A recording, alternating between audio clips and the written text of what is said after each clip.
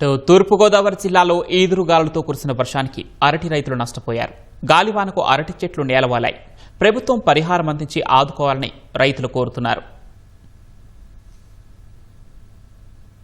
మండలం తాడిపూరు గ్రామ తేపరు సరిహద్దుల్లో అరటి తోట చేస్తామండి. అరటి తోట ఎకరానికి 100-150 చెట్ల దాకా పడిపోయి అరటి చెట్టుకు వచ్చేటప్పటికి 150 రూపాయల దాకా ఖర్చు అవుతున్నాయి.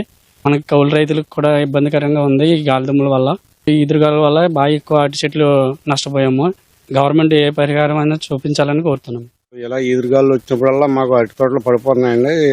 చెట్టుకు వచ్చి 150-200 ఖర్చు అవుతుందండి. నాకు 5 ఎకరాలు ఉందండి అరటి తోట. 10 ఇంచుమించు 200 చెట్ల దాకా పడిపోయినాయండి. దాన్ని బట్టి మీరు ప్రభుత్వం కదా స్పందించి రైతుకి ఏదైనా చేయవలసిందిగా కోరుతున్నాను. ఈదురుగాలుల వల్ల రైతులు చాలా నష్టపోయారు. ఒక్కో ఎకరానికి వచ్చి 200 చెట్లు పడిపోయినాయి. చెట్టు వచ్చి 200 రూపాయలు అమ్ముతుంది. కనమా చెట్లు గెల్ల ఎత్తాయో ఏవో కూడా తెలియట్లేదు. సుమారుగా ఒక 400, 500, 600 చెట్ల దాకా పడిపోయినాయి.